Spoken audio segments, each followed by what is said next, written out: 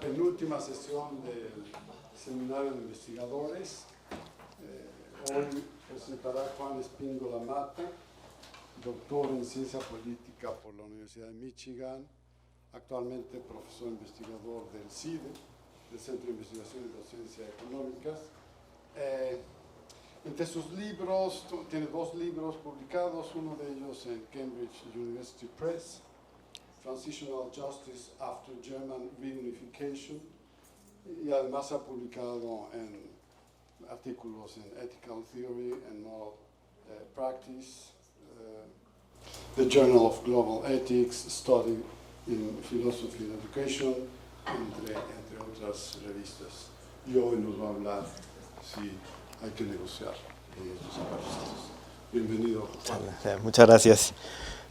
Bueno, buenos días, tardes ya. Primero que nada, muchas gracias por la oportunidad de presentar mi trabajo aquí en el instituto. Lo he hecho ya varias veces y cada vez que lo he hecho ha sido muy productivo. Así que muchas gracias por la oportunidad. Ando un poco mal de la garganta, tengo mucha tos, entonces me disculpo de antemano si a la mitad de la presentación me da un ataque de tos. Voy a tratar de que no ocurra. Ya me acabo de echar una, gracias. Si no me atraganto, si me la tomo ahorita. Entonces trataré de que no pase y voy a tratar de proyectar la voz, pero por la misma razón me va a costar un poco. Si no me escuchan, por favor, de todas formas, deténganme para que trate de hablar más alto.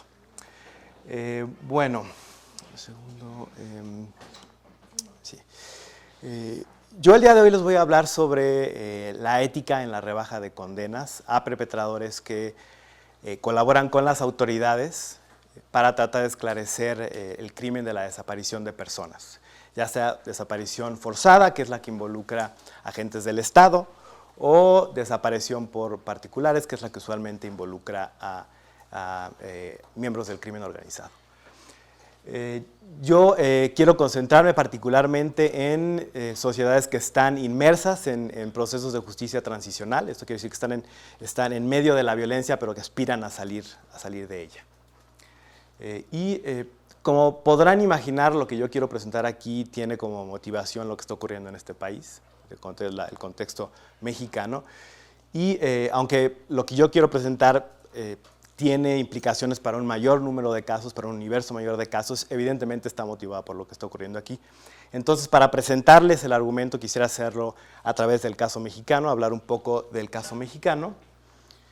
Y como ustedes saben, hay una crisis humanitaria en este país, hay alrededor de 40,000 personas desaparecidas. No todas ellas han sido asesinadas, algunas están trabajando en labores forzadas para el crimen organizado, pero la mayoría de ellas lamentablemente sí ha muerto, y eso es lo que explica el crecimiento exponencial en el hallazgo de fosas clandestinas. Este es un mapa que documenta el crecimiento de fosas clandestinas entre 2006 y 2016. Como pueden ver, el crecimiento es brutal. Hay también un problema que tiene que ver con no fosas clandestinas, sino fosas comunes. Las autoridades mandan a entierros públicos a cuerpos no identificados.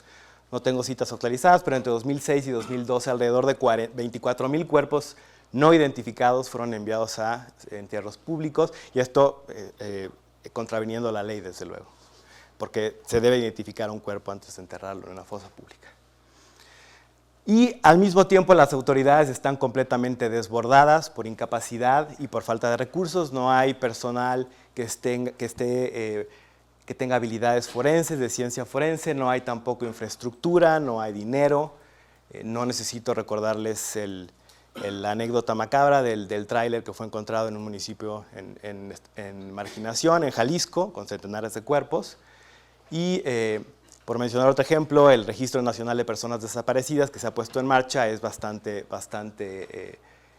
ineficiente y bastante mal hecho. Lo que sí hay es una enorme exigencia social porque la autoridad confronta este tema, evidentemente. Aquí a mano de ilustración transcribo un pliego petitorio que firmaron unos colectivos de víctimas en Jalisco, donde ellos exigen a la autoridad un trato digno a los cuerpos encontrados en fosas, ser ellos mismos tratados con respeto por las autoridades y además clasificar e identificar todos los cuerpos que ellos hayan. Entonces, ante la magnitud del problema y ante la incapacidad de la autoridad por tratar de atender este problema, evidentemente surge la pregunta de qué más puede hacer el Estado con lo que tiene. Y una alternativa es buscar la propia colaboración de los perpetradores, porque los perpetradores son los que tienen la información de primera mano sobre dónde están estas fosas, quiénes pudieron haber sido enterradas en ellas. Entonces, evidentemente su colaboración sería muy valiosa, pero ellos no van a colaborar de manera voluntaria, evidentemente, porque hacerlo sería autoincriminarse. Entonces, este mapa que ven ahí es el mapa que un presunto perpetrador entregó a la madre de un desaparecido, que localizaba el lugar específico donde estaba una fosa clandestina en Lomas de Santa Fe, en Veracruz. Entonces, gracias a ese mapa, el colectivo Solecitos pudo hallar esta fosa clandestina.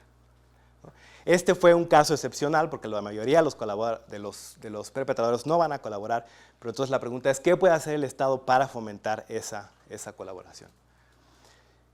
Y entonces se abre la pregunta de si el Estado, es éticamente permisible que el Estado negocie con los perpetradores, que les ofrezca, por ejemplo, una rebaja de condenas a cambio de que aporten información.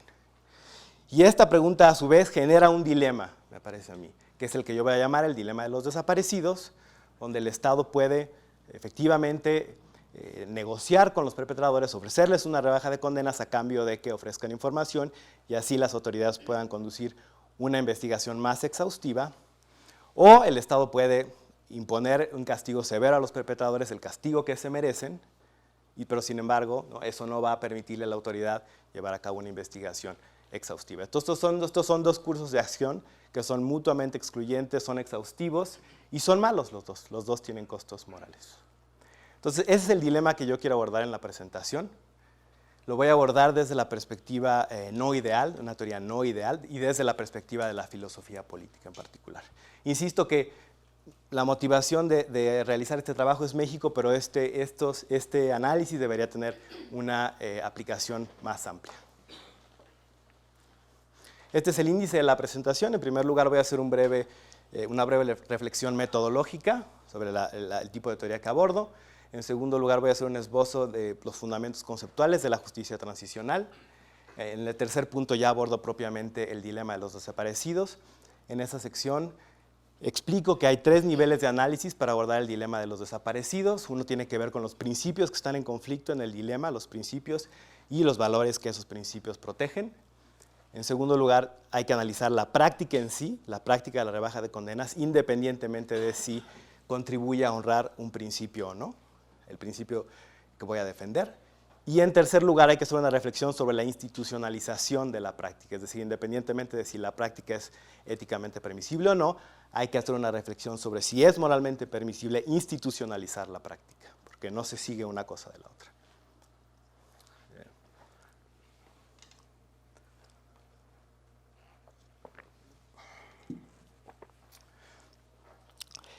Hay en la reflexión filosófica contemporánea, por lo menos en la filosofía política, un debate muy vivaz entre los teóricos de la teoría ideal y los teóricos de la teoría no ideal. Los teóricos de la teoría ideal creen que los principios de justicia, las prescripciones morales que la teoría normativa debe desarrollar, deben ser aplicables a un contexto idealizado. Esto quiere decir que se supone que los actores de la sociedad obedecen los deberes de la justicia y se supone que las condiciones no son adversas. Y un ejemplo clásico de esto es obviamente John Rawls. Los teóricos no ideales creen que las prescripciones de la justicia deben realizarse para los contextos, para el mundo tal cual es, ¿no? Es decir, no hay que idealizar nada, los principios deben servir para nuestras sociedades. Y estas dos maneras de concebir la reflexión filosófica han dado lugar a un debate muy interesante. No voy a entrar en él, porque el debate en su mayoría tiene que ver con el lugar de cada una de estas teorías en la reflexión filosófica, de la relación entre ellas. Y me parece que el debate ha llegado hasta a puntos ya un poco bizantinos. Sí quiero decir que a mí me parece que la división del trabajo es válida. Tienen que aportar cada una de las teorías, y yo en lo personal adopto la teoría no ideal. Eso quiere decir que no presupongo condiciones ideales, quiero pensar en principios de justicia para el mundo tal cual es, ¿no? Un poco a la manera de filósofos como Joseph Cairns, que es un filósofo de la migración, o Elizabeth Anderson en sus trabajos sobre integración racial. Digamos, esos son mis dos modelos, mis dos ejemplos. La teoría no ideal ofrece también normas para transitar hacia una situación ideal. La teoría ideal tiene como detonante, y esto es muy importante y es obvio por lo que acabo de presentar, tiene como detonante un problema que podemos identificar en los procesos sociales y políticos. Es decir, no se trata de identificar una inconsistencia en los principios de la teoría o una ambigüedad en algún principio, es más inductiva, es un fenómeno de la vida social lo que la motiva. Y finalmente, que es muy importante, la teoría no ideal postula que las circunstancias específicas tienen un efecto importante en la manera en que formulamos la teoría. Entonces, ese es mi apretado resumen. Y paso a la parte de la justicia transicional. Para quienes no conozcan el término, para quienes no estén familiarizados con él, la justicia transicional se refiere a un conjunto de mecanismos que las sociedades que están inmersas en la violencia ponen en marcha para tratar de atender los problemas derivados de esta violencia.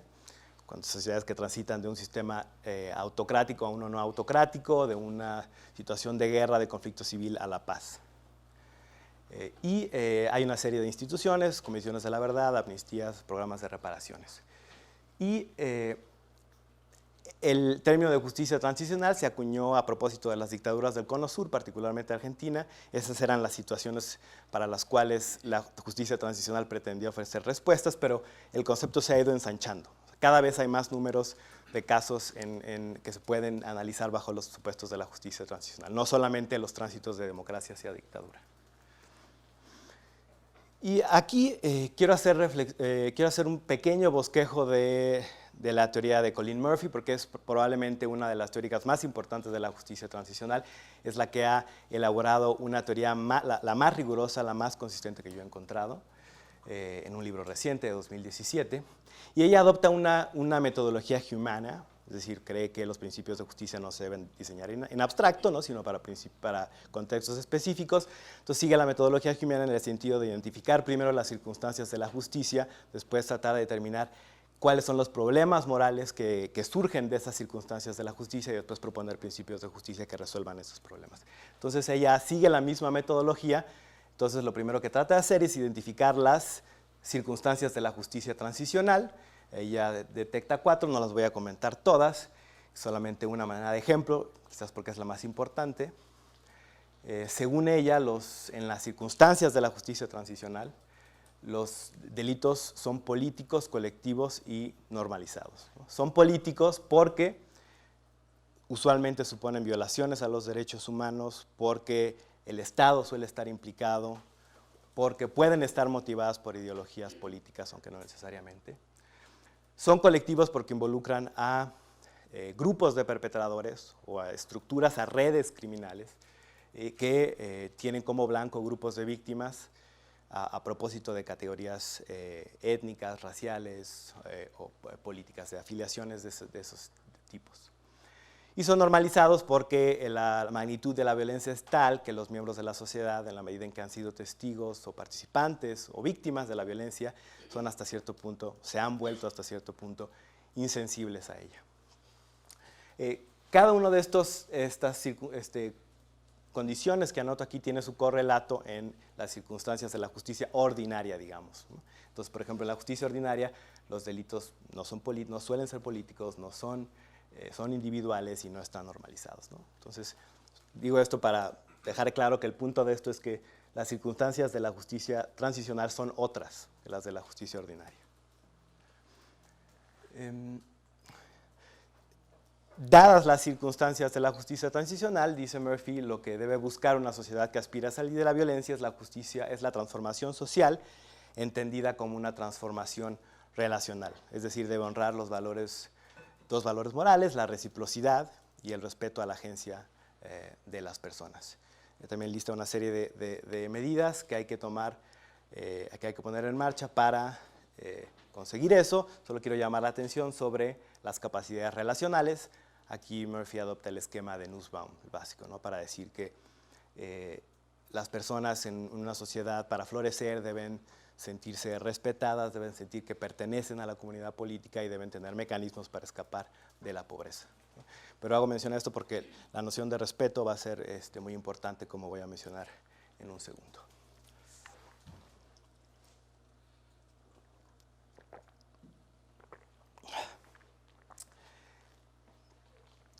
Esta es la pregunta que creo que interpela al Estado y a la sociedad en las circunstancias de la justicia transicional, donde hay una situación generalizada de desapariciones. ¿Tiene moralmente permitido el Estado buscar la cooperación de perpetradores con medidas como la rebaja de condenas para tratar de esclarecer los crímenes asociados al problema de los desaparecidos? Y esa pregunta genera el dilema, que es un dilema entre dos principios. Voy a llamar a uno de los principios el principio retributivo, que establece que hay que castigar severamente, proporcionalmente a los perpetradores, y aunque esto suponga que la búsqueda que puedan realizar las autoridades será limitada, por no contar con la información que ellos aportan. Del otro lado hay un principio forense que establece que el Estado tiene que agotar todas las instancias para iniciar una búsqueda por los desaparecidos, aunque ello suponga no castigar con la severidad que se merecen a los perpetradores. Entonces estos son dos cursos de acción que son mutuamente excluyentes, son exhaustivos porque el Estado no puede hacer más dada su capacidad disminuida, y los dos entrañan un costo moral.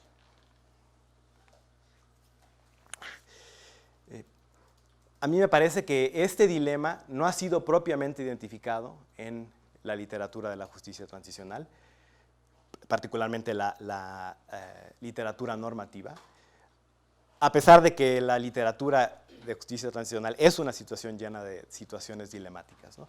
Probablemente el dilema más célebre es el de la amnistía o la guerra. La idea es que a los perpetradores que tienen todavía poder de fuego, hay que ofrecerles una amnistía, porque de lo contrario no van a deponer las armas. Entonces hay que escoger entre exculparlos legalmente y fomentar que los ciclos de violencia.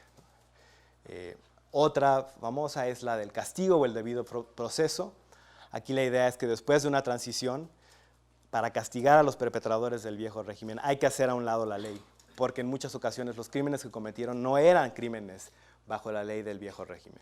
Entonces, si queremos castigarlos, hay que hacer a un lado el debido proceso, hay que escoger entre uno de los dos. Entonces, estos son dos ejemplos. Me parece que el dilema de la justicia de los desaparecidos es un dilema que, insisto, no ha sido bien identificado, que tiene claramente semejanzas con otros dilemas, pero que sí es distinto. Por ejemplo, también el dilema de los desaparecidos condiciona la aplicación de penas a la obtención de otros resultados. Solamente que estos resultados no son resultados que apelen al interés colectivo, por ejemplo, a conseguir la paz o a conseguir la reconciliación, sino que están en función de los derechos de las propias víctimas. Además, el dilema de los desaparecidos busca relajar la justicia procedimental, pero no para conseguir un castigo severo a los perpetradores, sino para lo contrario, para darles un castigo menos severo. Entonces me parece que es un dilema distintivo que la literatura no ha reconocido. Hay tres niveles de análisis, yo propongo tres niveles de análisis para abordar el problema, que es el de los principios, el de las prácticas y las instituciones, como ya lo mencioné. Voy a empezar por el de los principios. Y lo que quiero argumentar es que el principio forense debe tener prioridad léxica sobre el principio retributivo. Esto explico un poco más adelante qué es la prioridad léxica. Esencialmente, el principio forense debe prevalecer.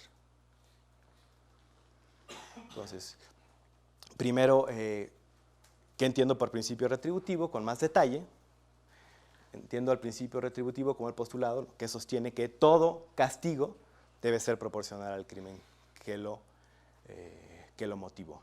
Ya sea que tengamos dos precisiones sobre la noción de proporcionalidad. Podemos tener una noción cardinal de la proporcionalidad, que simplemente establece que hay que tener una medida absoluta del castigo, como la lex talionis, ¿no? Ojo por ojo, diente por diente, o una noción ordinal de la proporcionalidad, que simplemente establece que debemos tener una jerarquía de castigos para una jerarquía de crímenes y que los dos deben estar alineados en la medida de lo posible.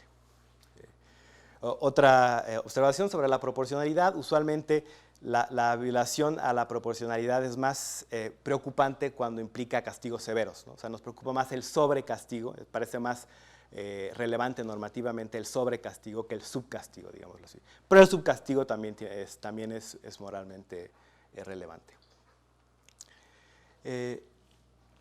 Ahora, ¿qué justifica el principio retributivo? Aquí yo creo que independientemente de la teoría normativa del castigo que una suscriba, es decir, una teoría instrumentalista, una retributivista o alguna especie de híbrido, el castigo siempre tiene una dimensión expresiva, porque tiene el propósito de repudiar la transgresión moral del perpetrador. Es decir, además del daño moral que causa del daño material que causa el perpetrador, también envía un mensaje de superioridad moral. Se arroga un lugar que no le corresponde, no considera que la víctima merece un trato respetuoso, entonces hay un mensaje de superioridad moral y ese es el que anula el castigo. El principio forense establece que todas las personas tienen el derecho a conocer el paradero de familiares desaparecidos y, si cabe, de recibir sus restos. Y el correlato de ese derecho es el deber del Estado de iniciar una búsqueda e investigación exhaustiva. Aquí también cabe la pregunta, ¿qué es lo que motiva este principio forense? Y este creo que es un punto que tampoco ha sido identificado en la literatura. Esta es la aportación central que yo quisiera hacer aquí. El principio forense también tiene que ver con una consideración sobre la dignidad de las personas, en sentido similar al del principio retributivo, pero de una manera más significativa y más profunda.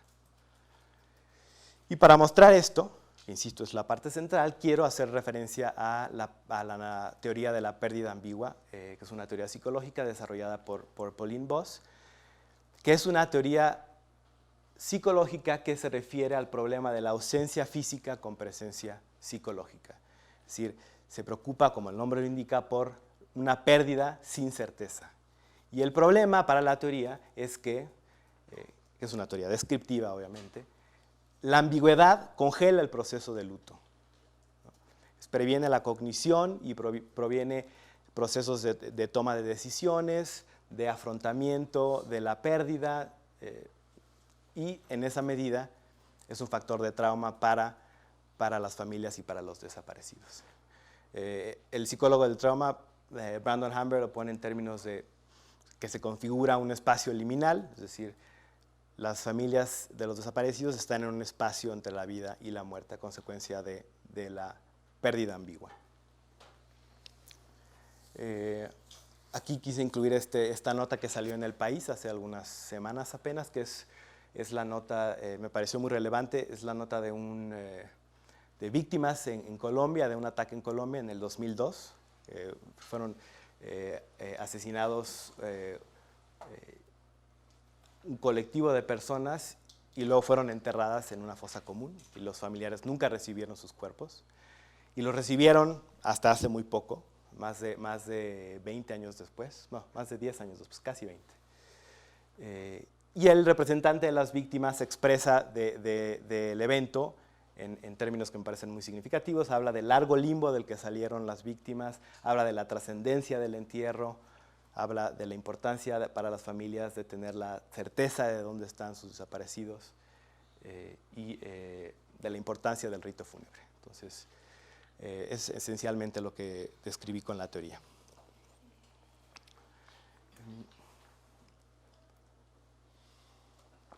Y lo que quiero hacer, haciendo alusión a la teoría de la pérdida ambigua, es que tiene daños en distintos planos, en el plano personal, en el plano interpersonal y en el plano político, que generan un entorno que no es propicio para el desarrollo de relaciones que estén reguladas por el ideal del respeto recíproco y que además no permite que las víctimas cultiven el respeto propio.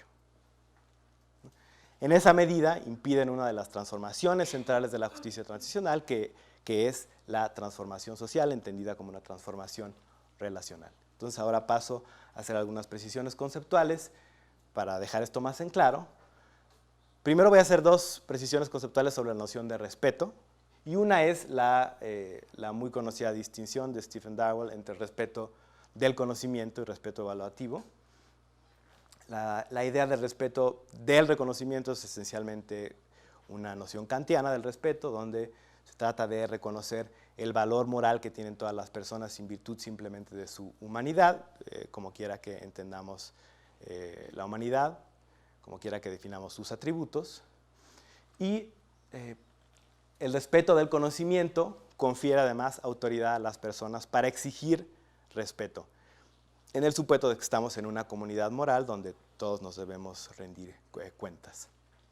Esta creo que es la noción, básicamente, es la noción de la segunda persona, de Darwell, y también creo que es la noción del derecho a la justificación de Rainer Faust. Esa es la noción de respeto que nos interesa, no voy a explicar la evaluativa.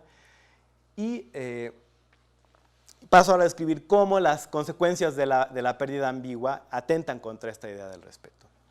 En el plano político, la pérdida ambigua genera dos tipos de problemas. Genera lógicas de control social y lógicas de construcción de personas desechables, como las llaman las sociólogas Payne y Anzola Bejerre.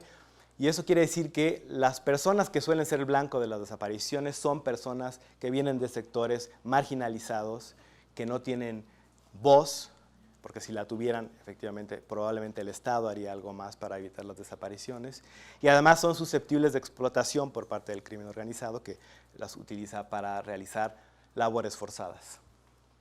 Además, se dan en un entorno de una narrativa que los culpabiliza, ¿no? La idea de que en algo andaban y por eso los desaparecieron, y paraliza a familiares y refuerza el orden a través del miedo. Y esto me parece que atenta directamente, solamente de escribir lo que es la pérdida ambigua es obvio lo que ocasiona en términos de respeto recíproco, porque la lógica de construcción de personas desechables básicamente despoja a las personas de su humanidad y niega su valor moral, ¿no? El caso paradigmático de negación de la humanidad es la esclavitud. Pero esto no está muy lejos de la esclavitud, ¿no? Porque además de que implica trabajos forzados en algunos casos, no está muy lejos porque es, como el nombre lo indica, dar a las personas un modo de valoración que no les corresponde, ¿no? Para usar las nociones de la teoría expresiva del valor de Anderson, les degrada a las personas porque no las trata como personas, las trata como cosas que se pueden desechar en cualquier momento. Y esto también recuerda un poco a la idea de Hannah Arendt sobre la dominación totalitaria, ¿no? La idea de Arendt es que la aspiración última de las sociedades totalitarias es hacer que las personas sean superfluas. La idea misma de que estas personas no pueden recibir honores fúnebres también es una negación de su humanidad, porque los honores fúnebres son un reconocimiento póstumo, creo yo, de la dignidad de las personas. Por cierto, aquí no mencioné que... perdón, estoy haciendo... Este es una imagen del cerezo de Piedras Negras. Lo puse ahí porque ilustra el dominio que tenían los zetas sobre Coahuila en Piedras Negras, que básicamente dominaban la región y hacían lo que querían, y que me parece que ilustra bien las lógicas de control social y de construcción de personas desechables. Bueno, por otra parte, la lógica de control social, básicamente, al subordinar políticamente a los ciudadanos a través del miedo, al silenciar a la comunidad política, les niega la autoridad de exigir respeto digno. Entonces, aquí vemos cómo estas lógicas atentan contra la idea del respeto. Aquí hago otra distinción conceptual, ahora paso a la idea del respeto propio. Hay dos aspectos del respeto propio. Uno es el aspecto social reflexivo del respeto propio, que tiene que ver con la idea de que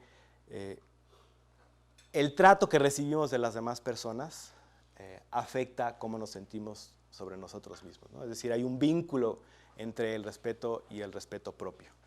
Esto me parece que es la idea que tienen filósofos como John Rawls con la idea de las bases sociales del respeto propio, que complementa después Nussbaum con las bases sociales de la no humillación, y también es la idea de Axel Honneth en las luchas por el reconocimiento. Hay otra manera de entender el respeto propio, otro aspecto del respeto propio que tiene que ver con la capacidad que tienen las personas para construir estándares morales para sí mismos que les permitan después valorarse como personas. Es una dimensión autoevaluativa.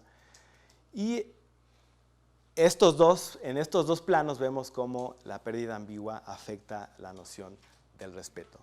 En primer lugar, en el plano interpersonal, está muy documentado en la literatura psicológica y en la literatura etnográfica el tipo de efectos que tiene la pérdida ambigua. En principio, la comunidad de los sobrevivientes tiene mucha empatía con los familiares de los desaparecidos, pero esa empatía tiene fecha de caducidad, porque después de un momento, después de un lapso de tiempo, esa empatía se vuelve incomprensión, se vuelve hartazgo, porque hay expectativas completamente ridículas sobre la velocidad con la que los sobrevivientes deben superar la pérdida. Hay además procesos de estigmatización. Ya mencionaba antes que en muchas comunidades se culpa a los desaparecidos por haber estado metidos en algo, se les culpa de su desaparición, y eso provoca que en muchas comunidades la gente no quiera tener nada que ver con los desaparecidos, porque se les vincula con el crimen organizado, y eso muchos familiares de las víctimas lo viven con vergüenza, lo viven como un proceso de humillación. Hay también procesos de estigmatización que tienen dinámicas de género. Hay en ciertos contextos, sobre todo en sociedades tradicionales, a las esposas de los desaparecidos se les atribuye el deseo de sustituir al esposo desaparecido. Entonces se cree que ya quieren reemplazar a la persona que está al esposo desaparecido, y por lo tanto se les critica, se les margina. Entonces, bueno, todo esto tiene como fin último erosionar las bases sociales del respeto propio y la humillación. Hay ya en el plano personal, en el plano psíquico, si se quiere, toda una serie de problemas con la pérdida ambigua que tienen que ver con el dolor emocional, con la dificultad para recordar positivamente al fallecido, un deterioro general de capacidades mentales, evaluaciones negativas, evaluaciones propias negativas, sentido de pérdida, una visión de sentido del propósito de la vida, etc. Una serie de consecuencias que impiden a las personas cultivar planes de vida y tener una valoración propia de lo que hacen. Y les impide también desarrollar capacidades de juicio, capacidades de toma de decisiones, de afiliación, incluso la capacidad de buscar valor en la vida.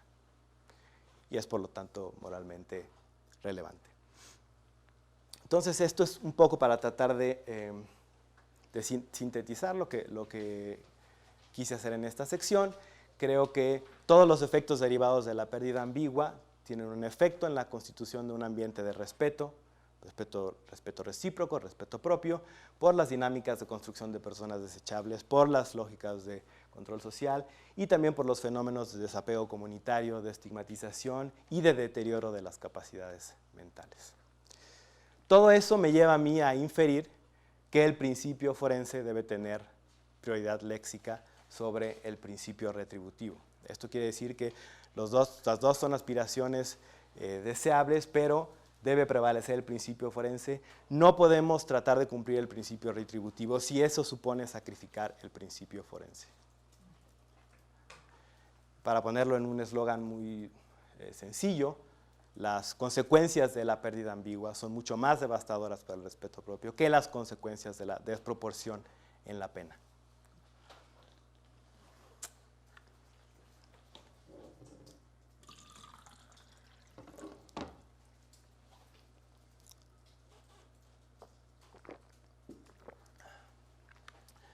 Paso ahora más brevemente a los otros dos niveles. El grueso de la presentación va a ser este. Las otras dos secciones ya son un poco más veloces.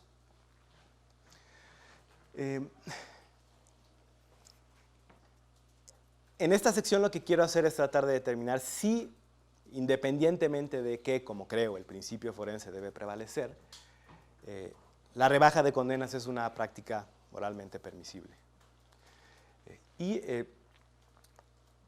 Lo que hago en esta sección es tratar de identificar el argumento más riguroso y más crítico de la rebaja de condenas en circunstancias ordinarias y tratar de entender cómo esas críticas se trasladan a las circunstancias, o si se trasladan a las circunstancias de la justicia transicional. Podrán anticipar que creo que no se trasladan y por lo tanto es una práctica éticamente permisible en las circunstancias de la justicia transicional. Y la crítica más rigurosa sobre el tema es la de Richard Liebke. Liebke cree que la rebaja de condenas es una práctica moralmente impermisible, y es moralmente impermisible porque representa la imposición del egoísmo, del interés propio, en los procesos penales. Nos dice Liebke, si imaginemos una situación en la que una persona se presenta ante las autoridades y afirma haber sido testigo de un crimen, pero dice, pues yo voy a decir lo que sé a cambio de dinero, pues todos estaríamos de acuerdo que eso es completamente inmoral. Y dice Liebke, algo parecido sucede en el caso de la rebaja de condenas. Es una obligación moral de todas las personas colaborar con las autoridades para esclarecer crímenes.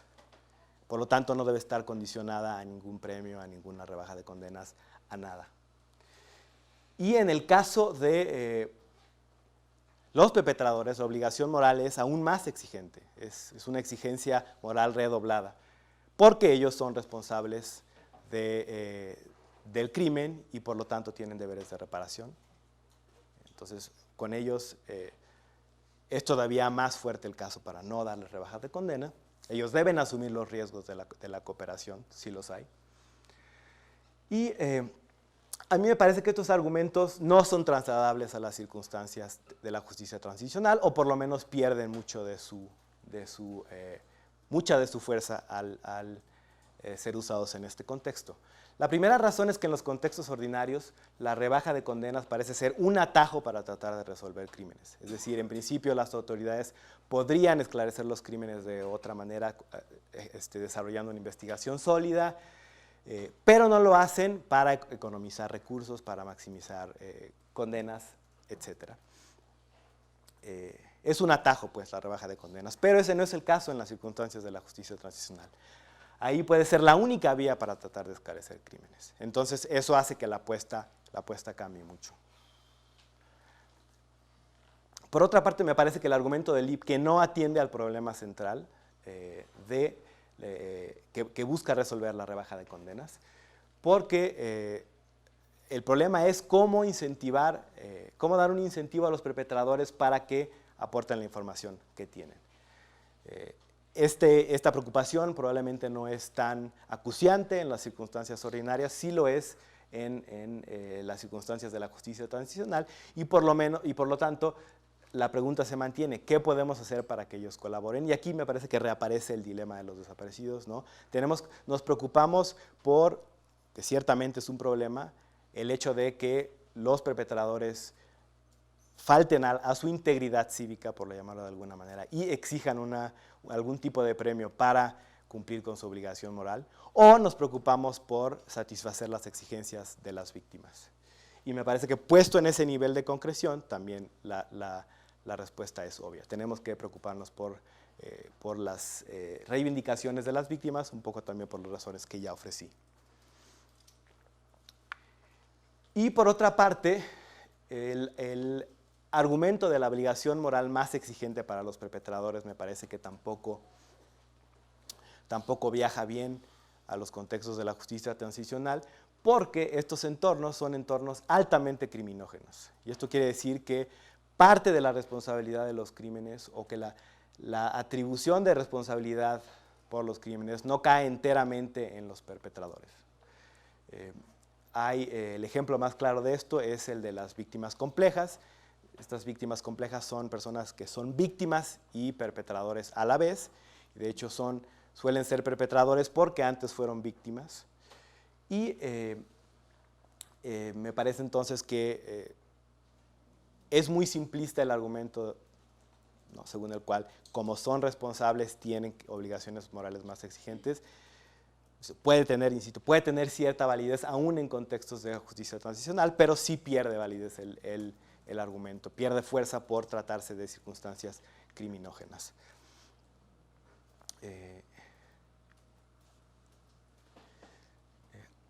Aquí también, aprovechando este argumento sobre la responsabilidad disminuida,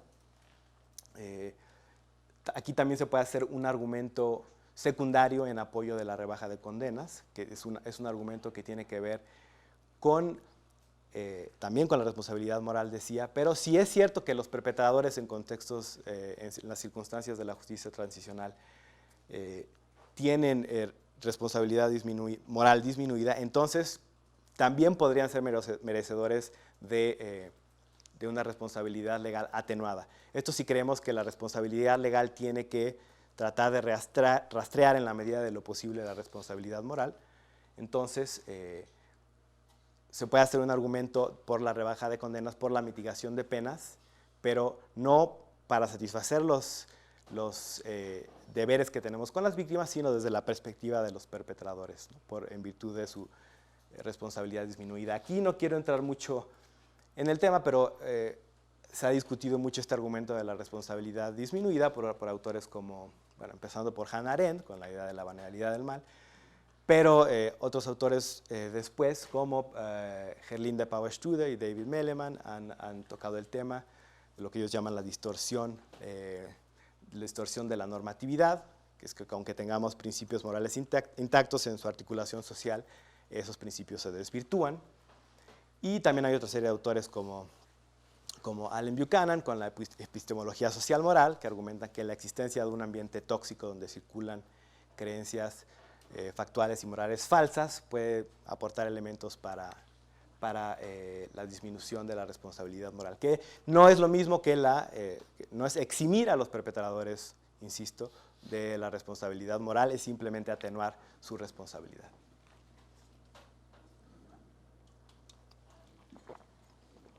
Y paso finalmente al último nivel de análisis, que tiene que ver con las instituciones.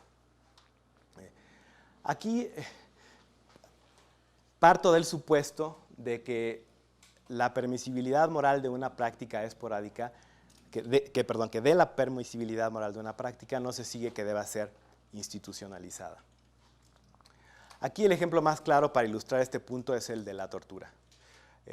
Soemas Miller, que es el que defiende de esta forma este non sequitur, es un filósofo que se opone a la tortura en cualquier circunstancia, digamos. Él cree que es moralmente inadmisible, con toda razón, por los argumentos que también han dado otros filósofos como Waldron o como Luban. Pero él dice, aún suponiendo que podemos diseñar un experimento mental en el cual podemos estar todos de acuerdo en que la tortura sería permisible, con todos los escenarios y todas los condicionantes supuestos que se quieran, aún así no sería permisible institucionalizar la tortura. Y esto es por los atributos propios de la tortura. La tortura casa muy bien con ciertas culturas organizacionales, con la psicología de ciertos individuos, entonces al instituirla una vez tendría un poder inercial que después sería muy difícil remover. Por esa razón no se debe institucionalizar, aún en el escenario de que fuera moralmente permisible. Un argumento similar se puede hacer en el caso de la rebaja de condenas. Se podría argumentar que la rebaja de condenas es dañina para el sistema de justicia.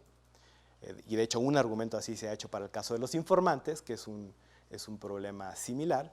Y la idea aquí es que el uso de informantes o de rebaja de condenas podría tener consecuencias negativas para el desarrollo de capacidades de investigación de los aparatos de justicia, ¿no? Porque en lugar de hacer una investigación seria, simplemente buscan siempre el testimonio, la confesión de los perpetradores. Yo estoy de acuerdo con, el argumento tiene peso y tiene sentido, sin embargo, creo que las metas institucionales no deben tener prioridad sobre los derechos de las víctimas, eso en primer lugar. En segundo lugar, el tipo de rebaja de condenas que a mí me parece que es defendible es uno que está muy acotado temporal y temáticamente, y es en razón de la gravedad del problema, es decir, se podría ofrecer una rebaja de condena solamente para casos de desaparecidos y no para toda una serie de crímenes, como es el caso en muchas circunstancias, en muchas jurisdicciones. Y además un punto importante es que, de hecho,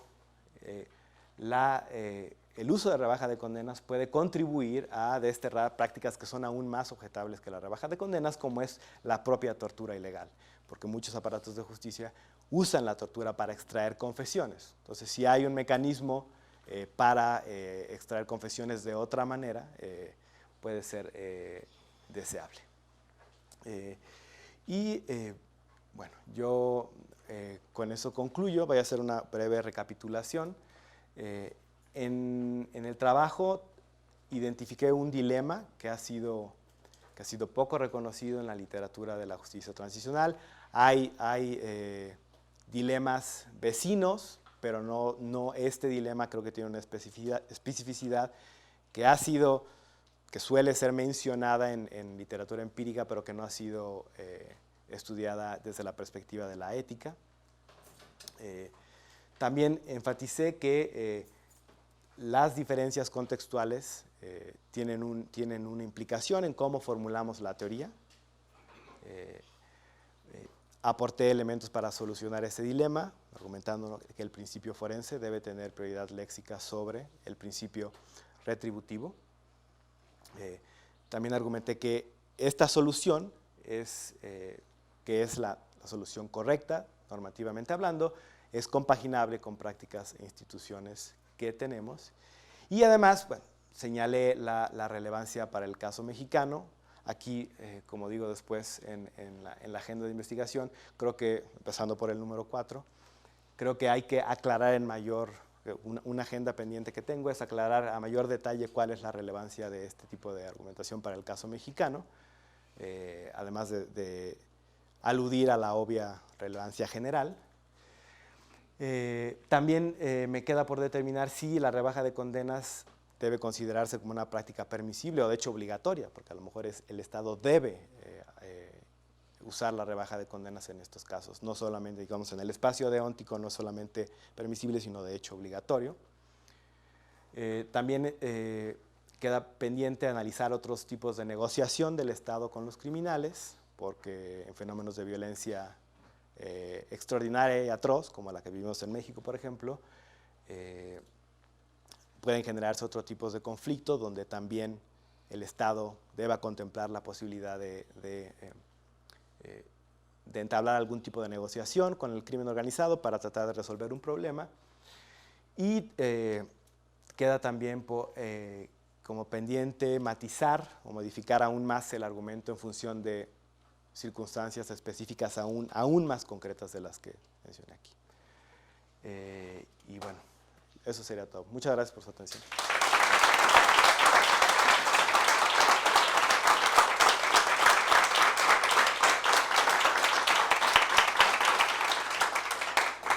Bueno, gracias por la plática.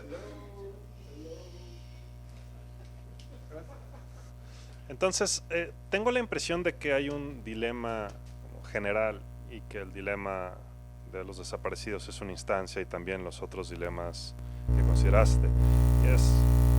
Es más general simplemente porque se formula con un vocabulario mucho más abstracto. Entonces, seguramente tendría que refinarlo, pero sería algo como, imaginemos que una persona A comete una acción moralmente incorrecta, B también ha cometido acciones moralmente incorrectas, pero está en posición de ayudar a la primera situación a cambio de algo. Y entonces parece que también hay un dilema, ¿no? Podemos no darle nada a B y la primera situación no se mejora, o podemos darle algo a B, que es a una persona que ha cometido acciones moralmente incorrectas, y haciéndolo mejoraremos la primera situación. Entonces, también uno pensaría que teorías morales, éticas, deberían tener algo que decir acerca de este dilema general. Por ejemplo, un consecuencialista diría inmediatamente que la opción es fácil, haz lo que genere mejores consecuencias. Entonces, mi impresión es que la respuesta que tengas acerca de este dilema general debe poner constreñimientos acerca de lo que puedas decir. Lo que digas acerca del dilema general, tus opiniones acerca del dilema general, debe poner constreñimientos acerca de lo que puedes decir acerca del dilema de los desaparecidos. Entonces, quizá lo que te quiero preguntar es si tienes alguna opinión acerca del dilema general, o quizá tu opinión es que no es relevante, pero quisiera saber si tienes algo que decir acerca del dilema más general y de cómo se conecta con tus opiniones acerca del dilema de los desaparecidos.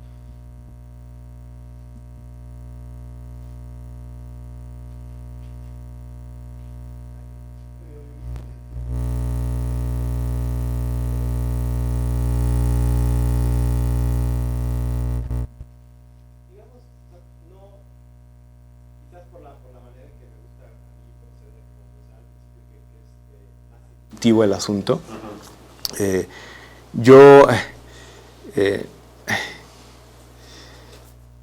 como que prefiero, bueno, es mi primera respuesta. Mi primera respuesta es que no si haya una relación, tengo que empezarlo más a fondo, pero en principio, como creo que con los contextos específicos alteran sustancialmente el análisis, no sé si hay una situación abstracta que me permita a mí, o sea, que yo pueda identificar una situación más abstracta de la cual el dilema de los desaparecidos sea un reflejo. O sea, sí me pone un poco nervioso pues, la pregunta por esa razón, porque creo que yo quiero abordar ese dilema con las condicionantes sociales que veo alrededor de él, porque me parece que esas son muy fundamentales. O sea, por ejemplo, hablar de hacer algo malo, ¿no? Que B hizo algo malo. Bueno, sí importa ver qué fue lo que hizo exactamente, ¿no? El problema de las desapariciones es, digamos, dentro del rango de maldad, ¿no?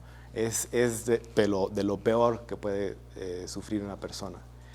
Entonces, como que siento que ahí yo ya tengo un sesgo para tomar ciertas conclusiones, ¿no? O sea, como que ese análisis de la circunstancia me hace, ¿no?, decantarme por una posición. Entonces, no sé si cuando lo pongo de manera más abstracta, pensaría lo mismo. Entonces, esa sería mi respuesta. O sea, entonces tendría que pensar una formulación más abstracta y ver cómo se relaciona con lo que estoy analizando yo, pero en principio yo me resistiría a hacerlo. Esa es como que mi solución, ¿no? Me parece metodológicamente sospechoso. Exactamente, o sea, como que, sí. O sea, porque un poco, o sea, como lo mencionaba con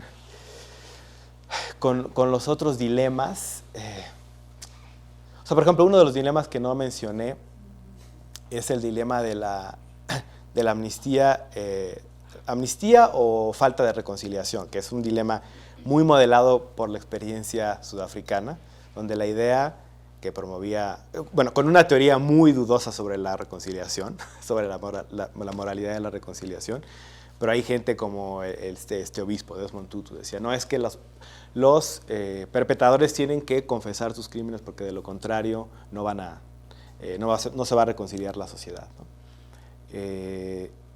Entonces, amnistía o falta de reconciliación. Pero entonces justamente ahí yo tengo que entender, bueno, a ver, pero ¿cuál es el tipo de reconciliación? ¿Es un mal que la sociedad viva sin reconciliación? A lo mejor no, ¿no? A lo mejor en sociedades, o por saltar otro ejemplo, en una sociedad como Ruanda, sí tiene que haber reconciliación porque los genocidas son los vecinos, ¿no? En un entorno como Francia, después de la ocupación alemana, pues a lo mejor no es tan importante la reconciliación con los colaboradores de Vichy porque, ¿no?, en realidad no eran una minoría, no van a estar en posiciones prominentes, no son los vecinos, pues, ¿no? O sea, entonces como que necesito saber más del mal, pues, para poder, entonces, no sé si eso satisface la pregunta, pero... Gracias. Sí. Axel.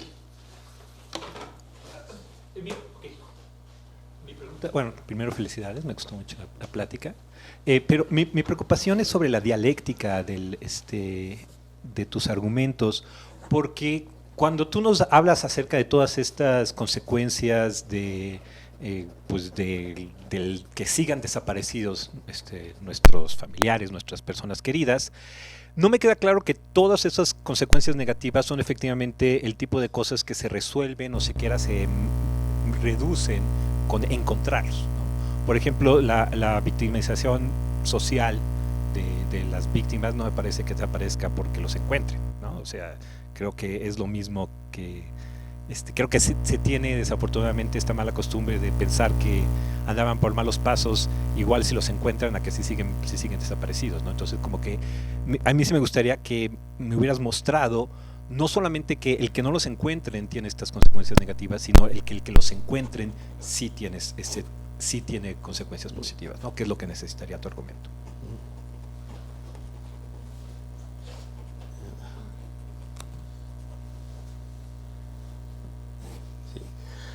Bueno, yo creo que una de las consecuencias positivas que mencionaba,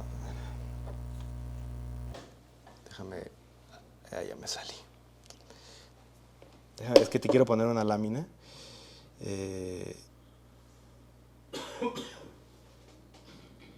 Esa lámina describe consecuencias positivas. Es decir, amplia.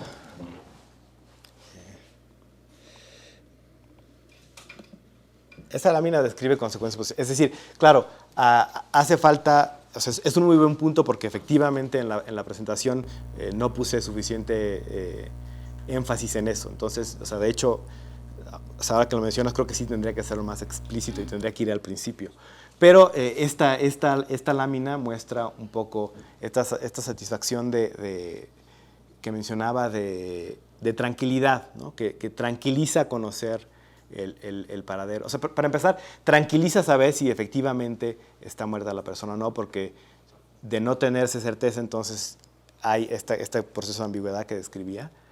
Cuando sabes tú finalmente si falleció o no, eso en la literatura psicológica y etnográfica, eso da cierta paz, da cierta tranquilidad, porque entonces puedes ya reconciliar, puedes iniciar el luto, ¿no?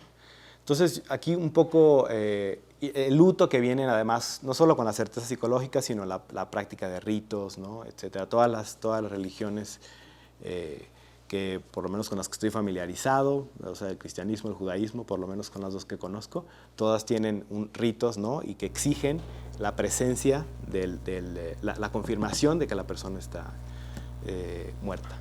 Entonces, toda esta parte, o sea, creo que tienes toda la razón. En la presentación, ahora que lo mencionas, nada más puse las consecuencias negativas, pero creo que sí lo hay en ese sentido. Sí, o sea, el problema es que entonces ya se reducen mucho. Lo que me preocupa es que entonces ya se reducen las consecuencias positivas, especialmente las que se debilitan son las que son sociales, las que les diste mucho valor durante el argumento. Entonces creo que eso sí debilita tu argumento, porque una vez que entonces ya vemos que estas son las consecuencias positivas que se están balanceando con la falta de o la reducción del cumplimiento de los valores retributivos, eso sí, o sea, sí son consecuencias fuertes. También creo que son las otro tipo de consecuencias, por ejemplo, las políticas. En la medida en que, por ejemplo, la ciencia forense puede determinar hoy en día cómo murió una persona. Y cómo murió una persona te puede decir de verdad en qué andaba, ¿no? Entonces, si por ejemplo, un caso muy famoso de la Segunda Guerra Mundial es la masacre de Katyn, ¿no? donde rusos y nazis estaban echando la culpa de quién había cometido la masacre, y después con técnicas forenses, décadas después, pudieron determinar que habían sido los rusos. Eso, o sea, que tú puedas esclarecer el significado, el motivo y la causa de la muerte, te puede llevar a iniciar, por ejemplo, procesos de memorialización, donde tú reivindicas a la víctima. Puedes decir, no es que andaba en cosas, esta fue una víctima porque, por ejemplo, fue ejecutada. Aquí hay signos claros de que fue una ejecución, o hay signos claros de lo que tú quieras, ¿no? Pero eso puede dar pie a procesos de memorialización, pero que además que no mencioné. Entonces, o sea, siento que las consecuencias pueden ser más amplias. Tienes razón en que tengo que hacerlas más explícitas y tengo que... Sí. Gracias. Gracias, Juan.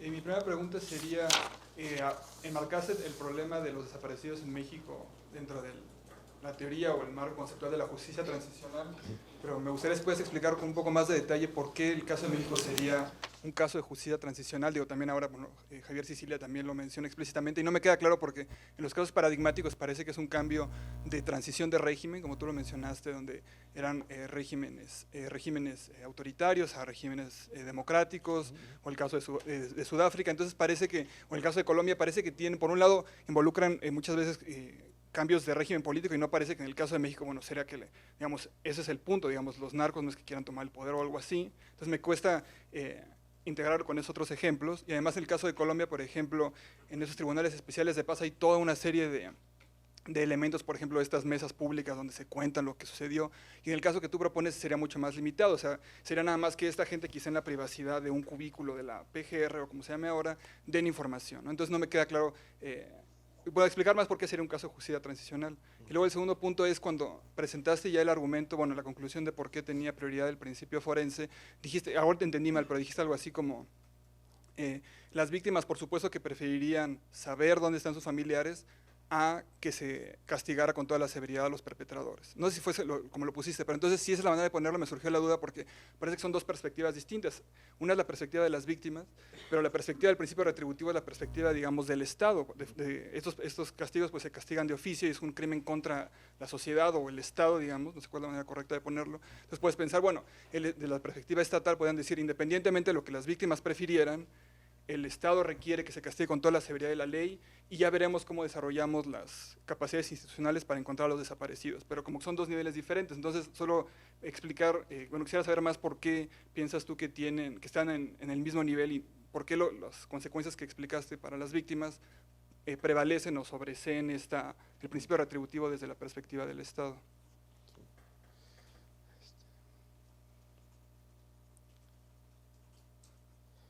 Sí, bueno, con respecto a lo primero, si México es un caso de justicia transicional, en la presentación pasé muy rápido, mencioné que efectivamente el origen de la noción de justicia transicional tiene que ver con el tránsito hacia las democracias en el cono sur, ¿no? después de golpes militares, de dictaduras militares, pero el concepto sí se ha ido ensanchando, ¿no? O sea, por ejemplo, en un inicio se veía la justicia transicional precisamente como un mecanismo para facilitar la transición, ¿no? Pero después tienes un caso como el sudafricano, en donde digamos, el debilitamiento del apartheid y el derrumbe era independiente y la justicia transicional se entendió más como un mecanismo para la reconciliación. Y luego vino el caso de Colombia y ahí, en los casos anteriores la violencia ya había concluido. Luego vino el caso de Colombia y a Colombia en realidad no había concluido la violencia. Pero aún así se implementaron procesos de justicia. Entonces, el término se ha ido ensanchando y de hecho hay críticos de la noción y del uso que dicen que ya se ha burocratizado, que ya corre el riesgo de volverse inútil o conceptualmente débil. Pero por eso me pareció importante, a ver si no voy a hacer lo mismo otra vez, mencionar... para responder a tu pregunta puedo usar un poco las características de Murphy, las circunstancias de la justicia transicional. Si vemos estas circunstancias que se dejan entender, creo que todas.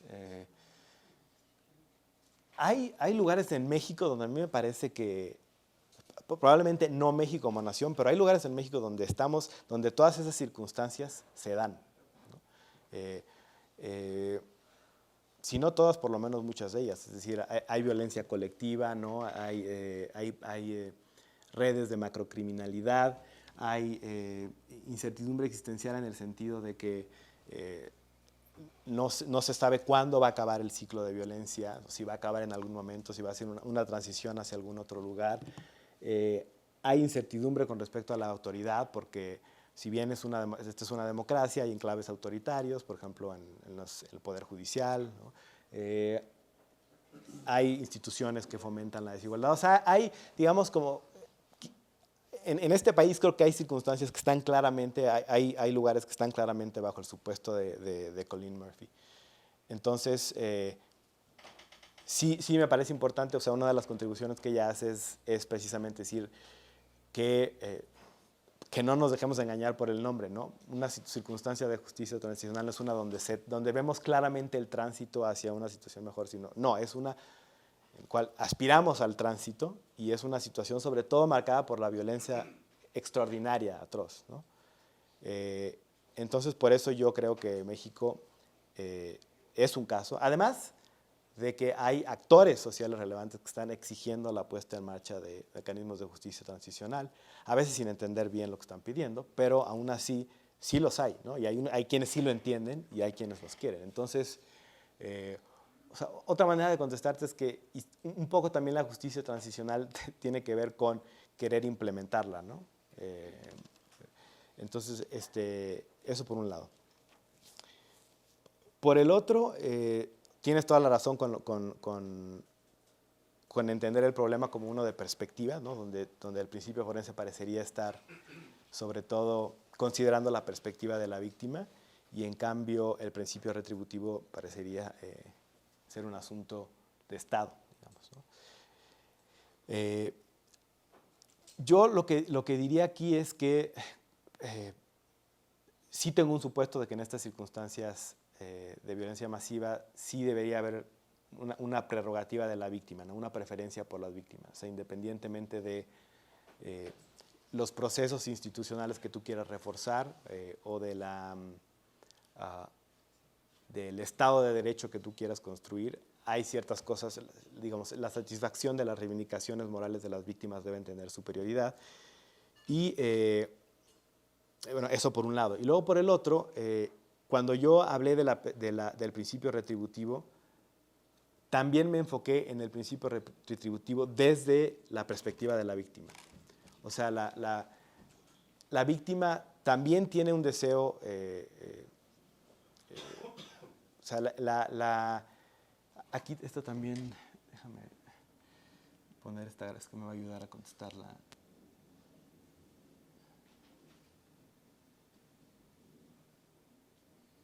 O sea, un poco lo que argumenté aquí es que independiente, si ponemos de lado un segundo la perspectiva del Estado con respecto al principio retributivo, las víctimas también tienen una actitud reactiva, un sentimiento que el castigo valida, ¿no? Una indignación moral que el castigo valida. Entonces, en ese sentido estoy tratando de comparar los dos principios a partir de la perspectiva de la víctima. Después, en un paso posterior, alguien me puede decir, bueno, pero es que es más importante que el Estado persiga sus fines de no vulnerar el Estado de Derecho o de cualquier otro fin. Esa es una perspectiva que yo ya no considero aquí tanto. Y después podríamos tener esa discusión, ¿no? Si el Estado puede simplemente decir, es más importante que el castigo se cumpla siempre, ¿no? Pero aquí, por lo menos en este enfoque, yo traté de considerar ambos principios desde la perspectiva de la víctima, ¿no? Mariana. Buenas, gracias por la presentación. Tenía una pregunta, si bien quedó muy claro que tu interés es por el caso mexicano, yo no puedo dejar de preguntarte por el caso argentino, que es el que personalmente me interpela y me interesa. Y quería saber si mantendrías con la misma solidez el principio forense en el caso de desapariciones de personas en los que el perpetrador es básicamente el Estado. Y pienso en este ejemplo porque en esos casos lo que se castiga o lo que se busca reparar con el castigo no es solo la desaparición de tales o cuales personas, y lo que también resuelve los problemas, por ejemplo, con la descendencia de esas personas que han tenido hijos e hijas en cautiverio, sino que también de algún modo hay un interés global, mayor, por evitar que esas situaciones vuelvan a cometerse. O sea, básicamente por evitar que haya nuevos, o que se instauren nuevos regímenes de facto. Entonces, por eso es importante que los dictadores queden presos y no haya ningún tipo de reducción en la condena. Sé que el caso es un poco diferente, pero bueno, me gustaría saber qué pensás.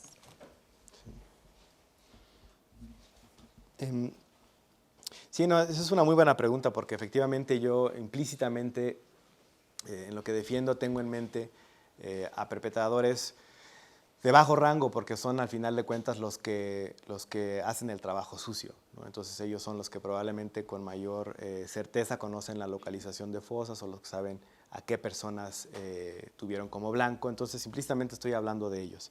Pero es una muy buena pregunta porque, o sea, de hecho esto también, no estoy muy seguro del caso argentino, pero en Chile se planteó la rebaja de condenas y se rechazó, después de la dictadura pinochetista, y se rechazó, ¿no?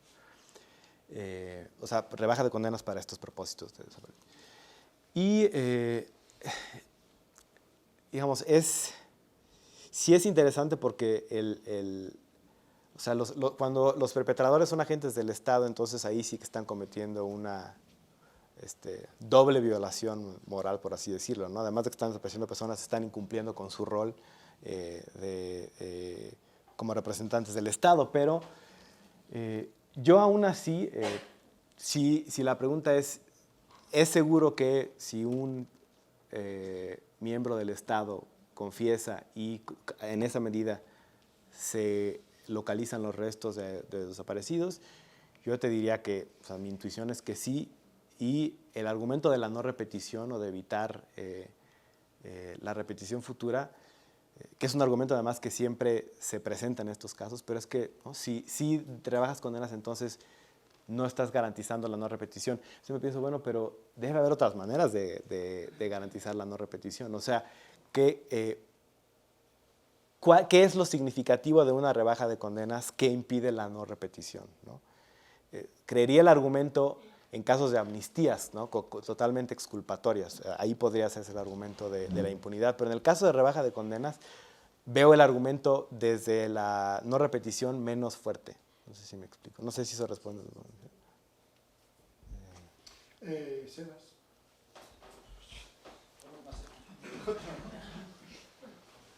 Muchas gracias, Juan. Me parece terriblemente interesante la cuestión.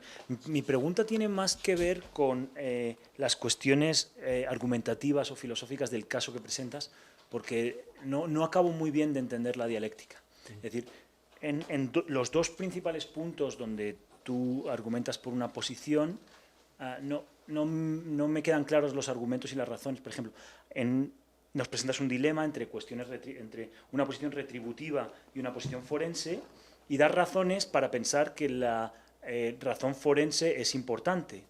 Y estas razones tienen que ver fundamentalmente con cuestiones psicológicas para cubrir el duelo, que son lo que presentabas en el slide y la evidencia empírica que presentas. Pero esas son razones para preferir pero no me presentas al oponente.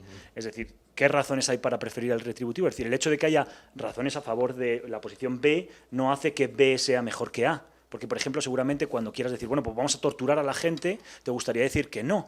Pero las razones que me has dado se aplican igualmente. Entonces no me queda muy clara cuál es la dialéctica y cuál es la razón para preferir esa anteposición.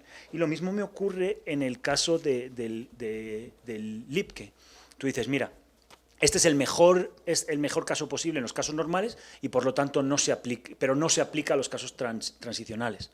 Y yo digo, no entiendo, parece que en el caso de Lipke una buena razón que pudiera haber sería evitar, o sea, haces una simplificación, evitar que se cometan más asesinatos. Es un caso ordinario y yo simplemente estoy rebajando penas porque hay un tipo que está matando todo el rato y quiero encontrarle más rápido. Entonces, se supone que en ese caso el argumento de Lipke tiene que funcionar. No conozco el argumento de Lipke, pero tiene que funcionar. Y si jala en ese caso, no me parece que haya una diferencia con el otro caso. O sea,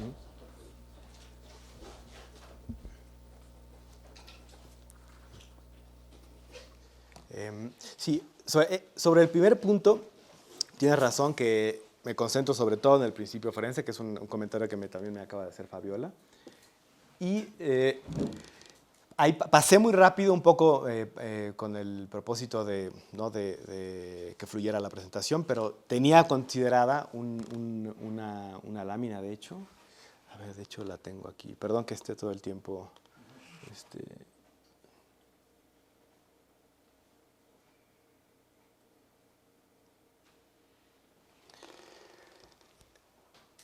Mi posición es que los dos principios son valiosos, es decir, yo suscribo el principio retributivo, yo creo que es un principio válido, o sea, es verdad que el principio retributivo, al negar el mensaje de repudio del perpetrador, es muy valioso, pero me parece que en las circunstancias de la justicia transicional tiene un valor disminuido, y esto tiene que ver con el hecho de que en las circunstancias de la justicia transicional no suele haber el perpetrador no es por ejemplo, para tomar el caso que tú mencionas del asesino serial, no es una persona que tiene intención de lastimar y de negar tu humanidad y todo. En la medida en que tú atrapas a esa persona, entonces estás claramente negando el mensaje moral del perpetrador.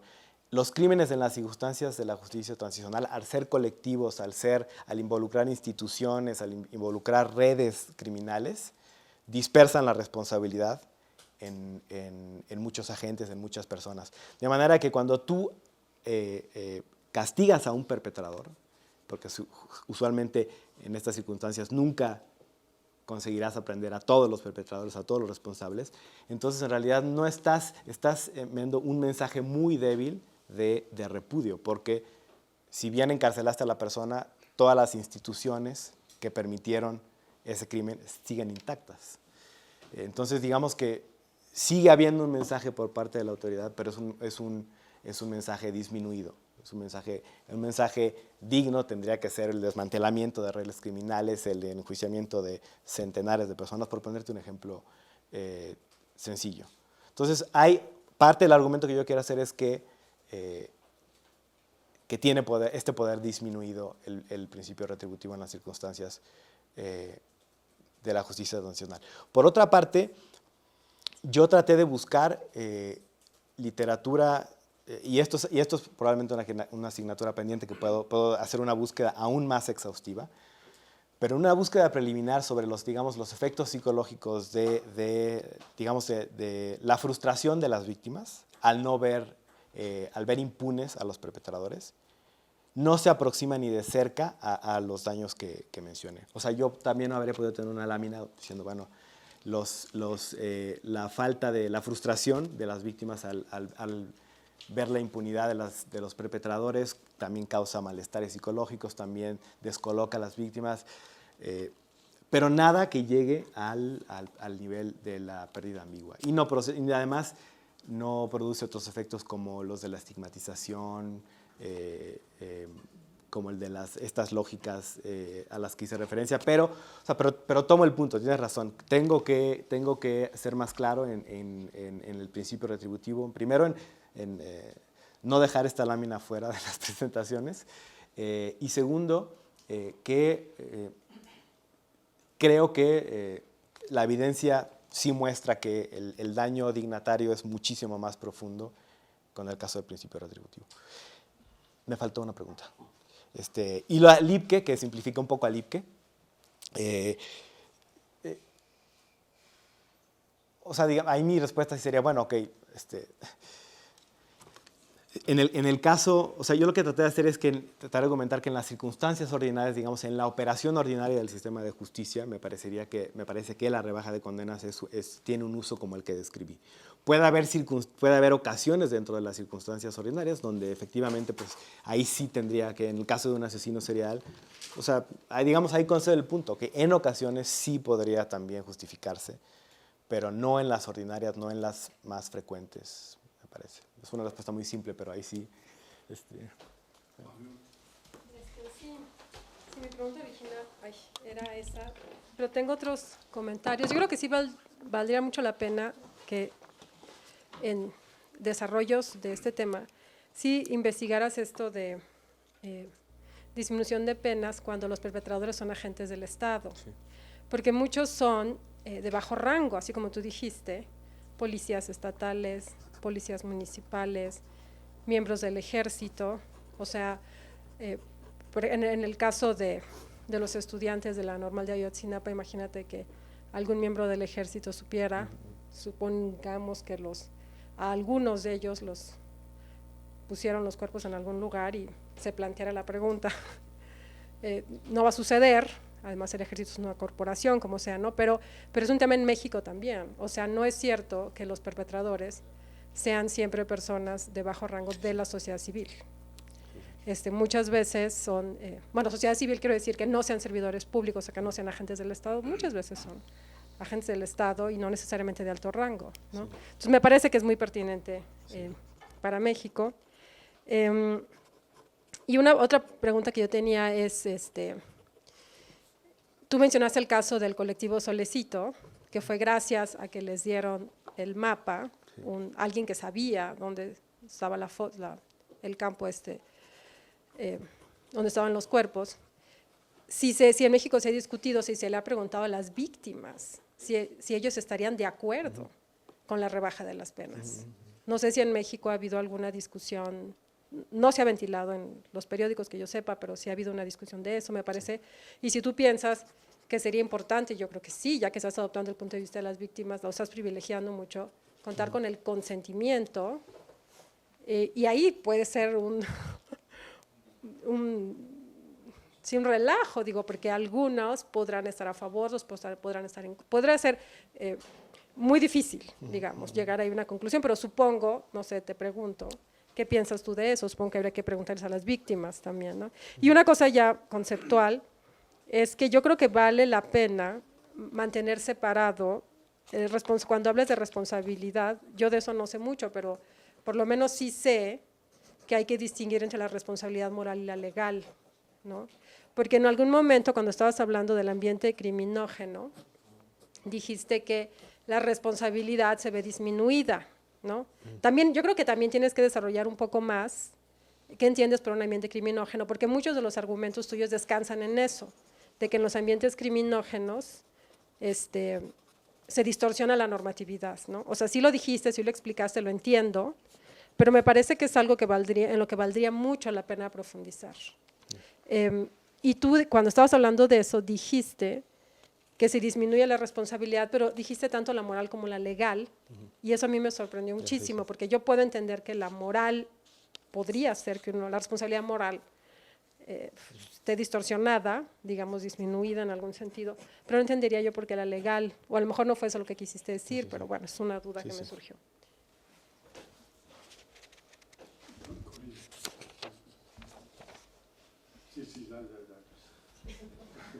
¿Las juntamos o respondo?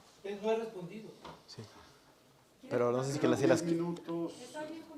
Sí, la podemos juntar y ya las contesto todas. Bueno, entonces, otra más, o por lo menos dos, sí. ¿Sí? Sí. Es que no tiene nada.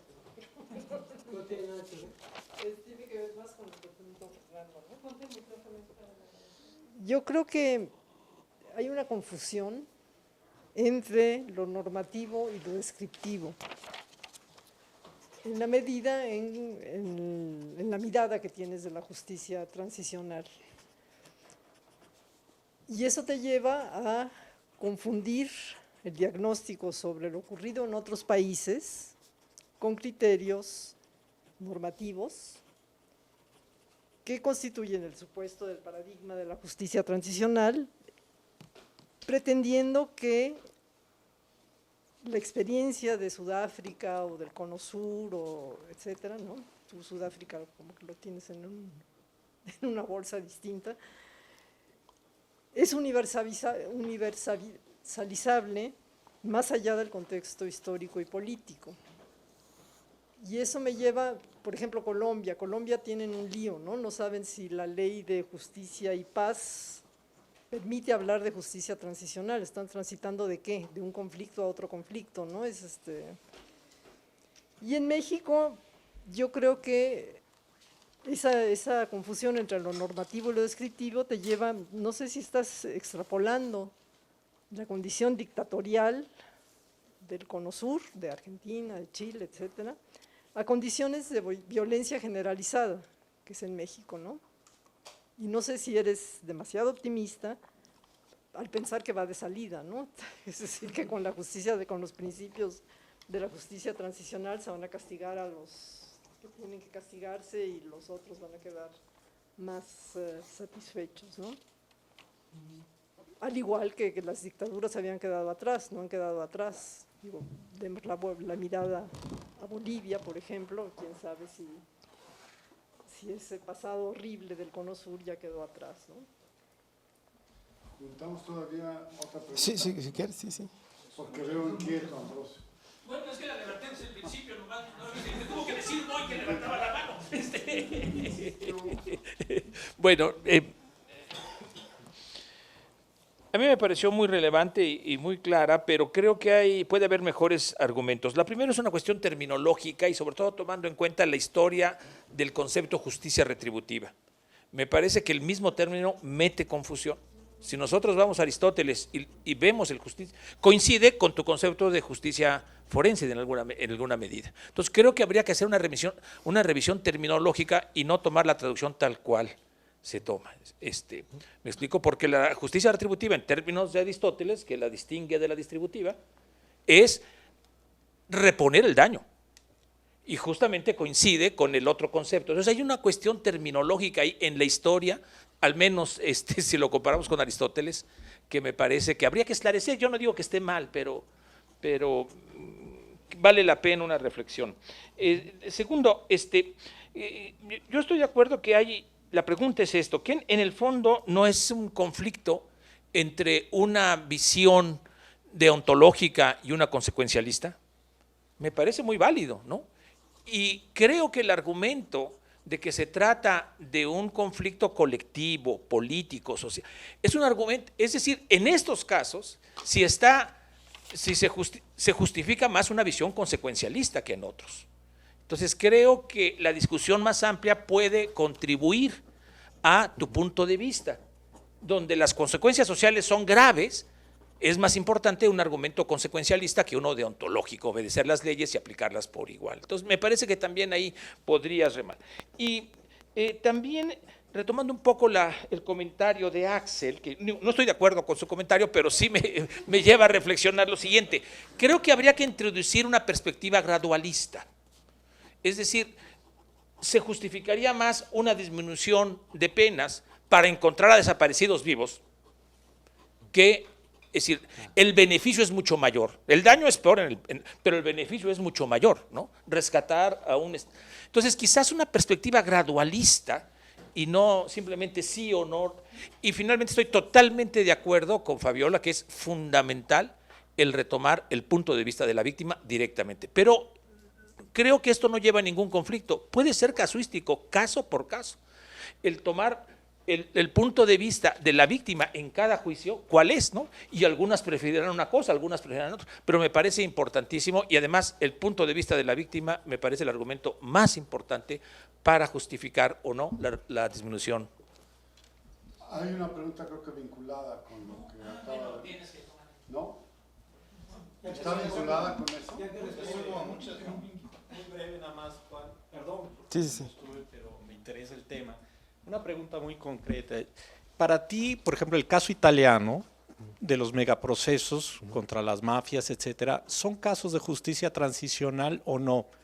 Porque si no, y creo que diríamos muchos que no, son casos de justicia retributiva donde además operó digamos, el mecanismo de disminución de penas a gente que proporciona testigos protegidos, que además es un recurso muy utilizado en la justicia retributiva. ¿Y por qué ese no sería, por ejemplo, un caso relevante para México? Sí, creo que ya. Sí, creo que ya. No, hay 3 o 4 más, pero el tiempo se acaba y luego tiene una entrevista. Bueno, empiezo en el orden en que se hicieron las preguntas.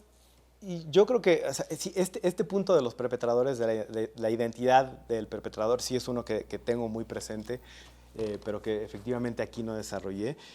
O sea, mi intuición, y de hecho no lo desarrollé porque todavía no estoy claro al respecto, pero sí me parece que en el caso de los agentes del Estado, sí tiene que haber un estándar de justificación moral para la rebaja de condenas más alto, ¿no? Es decir, hasta ahí llego en mi reflexión, porque, o sea, como mencioné hace un segundo, los agentes del Estado no solamente están cometiendo un crimen, además hay un problema de corrupción institucional, están incumpliendo con su rol. Entonces, sí, el estándar de justificación tiene que ser mayor,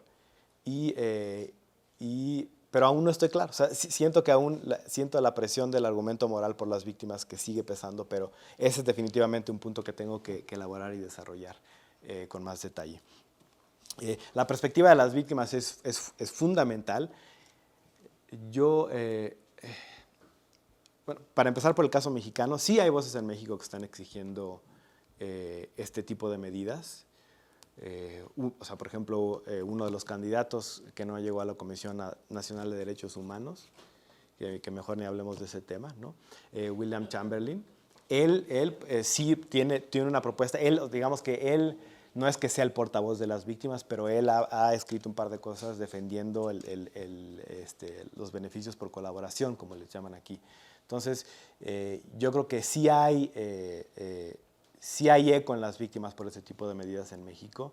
Y donde sí lo hay más claramente es en estos casos internacionales, ¿no? Hay un libro muy bueno que se llama Grassroots Transitional Justice, que es de un autor, Joseph Cobras, y él documenta muchos casos, el sudafricano, el de Chipre, incluso el de Sudáfrica, donde sí hay una presión, parece haber una presión de las víctimas por esa ruta, parece haber un consenso en ese sentido. De todas formas, el problema es interesante porque creo que en última instancia nos lleva a considerar pues este debate clásico, ¿no? Entre la justicia y la democracia, ¿no? Si es justo, si es una medida justa que se sacrifique el principio retributivo por el forense, entonces pues no importa en realidad qué opinen las víctimas, ¿no? O sea, si es lo justo, entonces pues ¿por qué tendríamos que someterlo a votación, ¿no?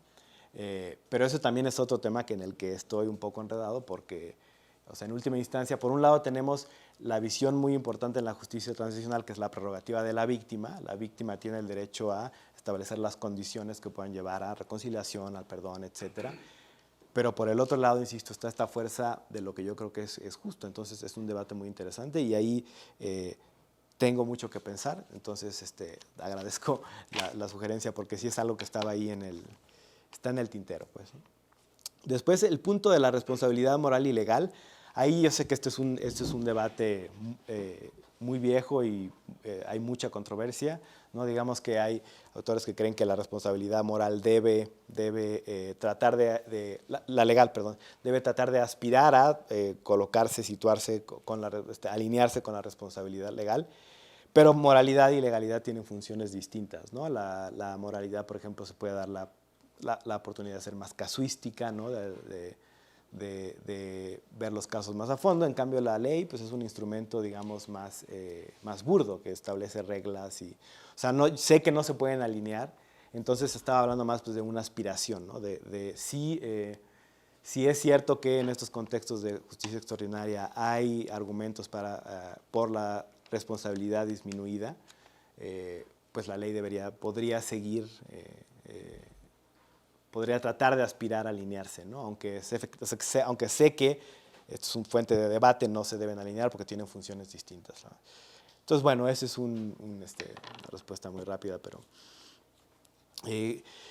con la pregunta de Corina, no sé, mi respuesta es que rechazo que esté colapsando las dos cosas, no considere que lo esté haciendo. O sea, uno de los propósitos que tenía yo al incluir esta lámina de la justicia de la teoría no ideal es que yo efectivamente creo que cada circunstancia específica merece una aproximación normativa particular. Eso sí lo suscribo 2 veces, ¿no?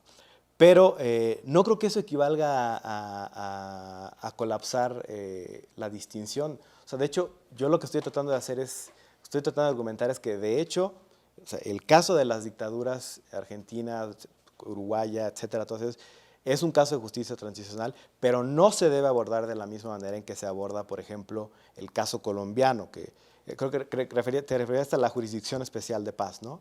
Ese es un conflicto que tiene dinámicas propias, donde, o sea, por ejemplo, el tema de los perpetradores, de los agentes del Estado. ese es un caso ideal para mostrar cómo es muy relevante este punto. En las dictaduras son los agentes del Estado los que saben, los que podrían llevar a encontrar a los desaparecidos, porque ellos son los responsables. Ese no es el caso de Colombia, porque ahí la guerrilla es la que está encargada bueno, la que llevó a cabo, bueno, no solo la guerrilla, pero también la guerrilla, ¿no? Entonces, sí, justo es un poco mi punto. O sea, cada caso merece un análisis distinto. A donde habrá similitudes, yo trato de decir que hay una aspiración a que este proyecto sea relevante para casos de justicia transicional, pero claramente no espero que todo lo que diga para un caso vale para el otro. Por eso ponía en mi última lámina de la agenda que una ambición que se deriva de este proyecto es considerar solo el caso mexicano, ¿no? Solo el caso mexicano. Y entonces, no sé, pues siento que tengo que rechazar que estoy colapsando normativo y descriptivo, porque pues si no, entonces ya no sirve de nada mi trabajo, ¿no? Sobre no conozco suficiente sobre el caso italiano, ojalá que después podamos platicarlo después. Mi intuición es que no es un caso de justicia transicional, pero es verdad que la rebaja de condenas es una herramienta que corresponde también a la justicia ordinaria. Existe la práctica también en la justicia ordinaria. O sea, de hecho, está en la ley mexicana, ¿no? En la ley contra la delincuencia organizada, ¿no? El artículo 35 establece que los miembros de la delincuencia organizada que colaboren para iniciar averiguaciones y procesos a otros miembros de la delincuencia organizada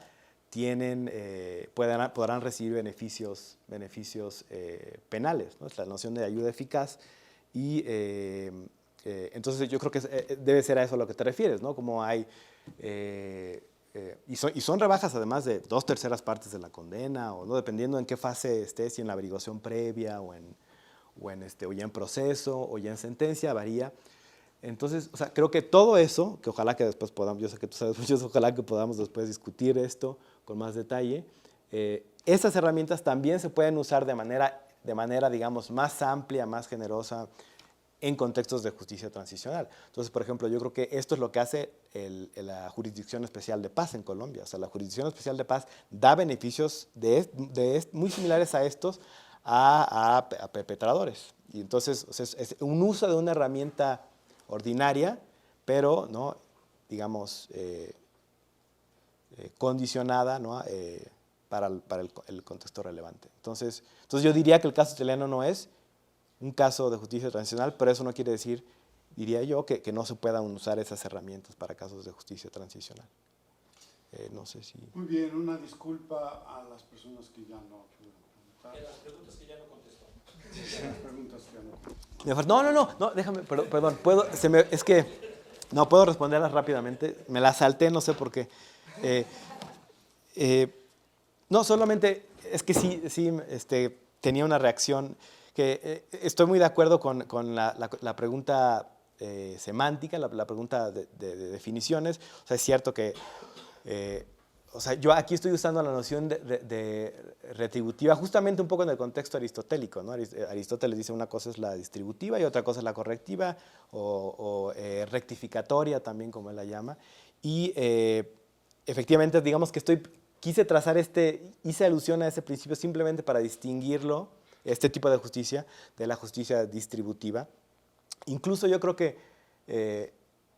la justicia correctiva y la retributiva son distintas, ¿no? Una busca reparar el daño de manera justa y otra busca castigar de manera justa. Entonces, hice uso de ese término simplemente para propósitos de la extinción, pero entonces sí creo que debo tener más cuidado en hacer estas aclaraciones porque tiene toda la razón. Con la cuestión de también es verdad, eso es un muy buen punto, quizás la perspectiva gradualista ayudaría a mi argumento para decir que de hecho es todavía más importante en casos donde las víctimas no se sabe si han fallecido o no. Y con la última, el punto del consecuencialismo y la deontología, yo quise ubicar toda la discusión, digamos, dentro del campo deontológico, ¿no? Si usáramos una erosión fuerte de consecuencialismo, creo que entonces pues ya no tendríamos mucho que discutir, no vemos cuál es cuál es la situación más ventajosa socialmente, cuál es dónde están los daños más significativos y ya decidimos a partir de esa determinación, pero yo quise incluir constreñimientos deontológicos, ¿no? Quise tener una discusión principista que, si bien es una suerte de híbrido, ¿no? Si bien reconoce la dimensión de las consecuencias, también tiene elementos deontóicos. Pero sí es cierto que tiene que haber una reflexión, aunque en algún momento, sobre eso, ¿no? Entonces también... perdón, pero no.